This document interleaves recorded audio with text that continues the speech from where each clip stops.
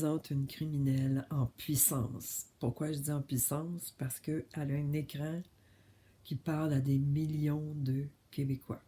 Bon, ce matin, on va parler des niveaux de soins et de fin de vie aussi, comment on organise ça, des discussions importantes à avoir, peu importe l'âge. Hein? Peu importe l'âge, parce qu'on a une population vieillissante. Hein? Au Québec, on pense d'une espérance de vie de 83 ans pour les Canadiens.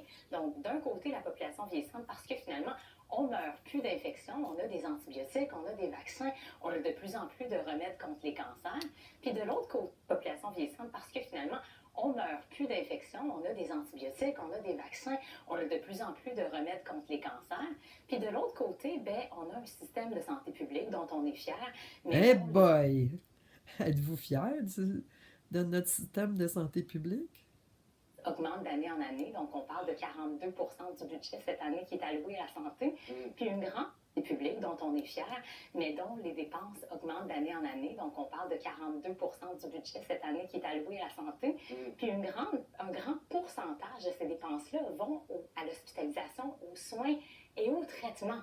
Puis là, la question se pose justement, est-ce qu'on prend le temps de demander aux personnes qu'on aime, à nos proches, jusqu'où ils veulent qu'on les traite? C'est quoi leurs objectifs de soins? Leur niveau de soins. On se rend jusqu'où avant de... Puis on a cette prémisse-là comme humain. On dirait qu'on a peur de parler de la mort. On a cette présomption que tout le monde, jusqu'à la fin de leur vie, veut des soins maximaux. Puis c'est pas toujours... non. C'est pas toujours... On fait de le vivre, nous autres, avec mon papa, puis ma femme et moi, on en a discuté beaucoup. Jusqu'où on veut se rendre. On vient de voir là, ce qui est arrivé sur 5 ans à mon papa. C'est vraiment important. D'en discuter. Puis un objectif de soins à la maison, pour savoir qu'est-ce que c'est l'intensité thérapeutique qu'on veut pour nos soins de santé. La façon qu'ils ont trouvé de couper les dépenses, ils ont installé la mort. Voyons, je ne sais plus comment on appelle ça, mais en tout cas, tu peux te faire tuer. Hein? C'est ça.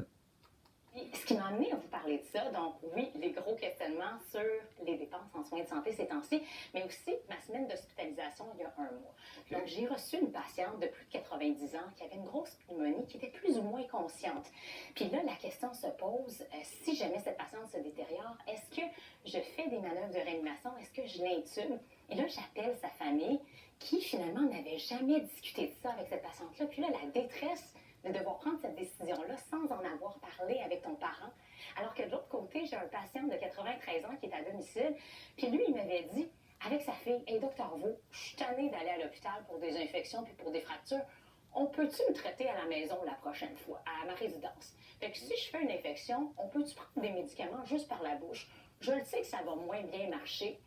Puis je sais que je vais peut-être mourir de ça, mais au moins, je vais être chez nous avec ma petite fenêtre sur le fleuve. Tu sais, 93 ans, j'ai fait ma vie. Fait que sa fille, si jamais elle a cet appel-là d'urgence, qu'est-ce qu'on fait avec mon père? Mais elle sait c'est quoi sa décision. Puis, il y a beaucoup moins de fardeau de répondre aux médecins. Puis cette discussion-là des niveaux de soins, on l'a tout le temps quand on hospitalise les patients, quand on est dans une situation d'urgence, mais l'idéal, c'est d'en parler. Oui, mais c'est difficile de savoir quels sont les niveaux de soins aussi en tant que...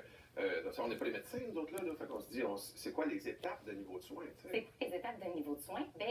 La question que je trouve très facile à poser aux l'euthanasie, c'est ça. Pour vous, à la maison, c'est priorité prolongation de la vie ou priorité confort? OK. OK, donc, une fois qu'on sait ça, on a les niveaux de soins A, B, C, D. Donc, c'est quand on en parle avec les médecins, il y a ce protocole-là de l'INES. Les niveaux de soins A, c'est prolonger la vie par tous les soins nécessaires. Donc, ça va inclure souvent la réanimation, l'intubation, transfert en centre tertiaire. Ça va inclure souvent transfert aux soins intensifs. Niveau de soins B, niveau de soins, prolonger la vie par des soins limités. Donc, quelqu'un pourrait dire, moi, je veux tout, mais si mon cœur y arrêtait, puis j'étais déjà partie de l'autre côté, ramenez-moi pas. Moi, si je meurs dans mon sommeil, je serais confortable avec ça. Puis si j'avais un cancer, petit traitement, mais pas de grosse chimie. Quand on arrive en niveau de soins C et D, on est priorité confort. Donc, mon patient qui veut ses antibiotiques à la maison, il est niveau de soins C. Ils disent quoi faire. Il veut se faire traiter pour des conditions réversibles, mais par des soins limités, on ne s'acharne pas. Et en niveau de soins D, on est en soins de confort. Okay. Dans les prochaines années, là, ces strates-là, on aime moins ça, parce que A, B, C, D, c'est comme si le A était meilleur que le D, alors que c'est pas du tout. Non, c'est juste des choix qu'il faut... C'est juste des choix. Faut les nommer. Éventuellement, ça va être PEC, prolongation, équilibre et confort. Puis évidemment, tous ces niveaux de soins-là sont réversibles, sont modifiables, puis les gens vont choisir selon plein de choses. Hein. Votre âge, votre condition de santé, puis l'étape de votre vie. Donc, quelqu'un de 98 ans pourrait dire, moi, c'est priorité de confort, mais j'attends un arrière-petit-fils dans 3 mois, puis peut-être que je voudrais me faire traiter jusqu'à ce que j'y vois la petite binette d'ici là. Hein? Oui, parlons de RCR, réanimation cardiovasculaire. Oui. C'est un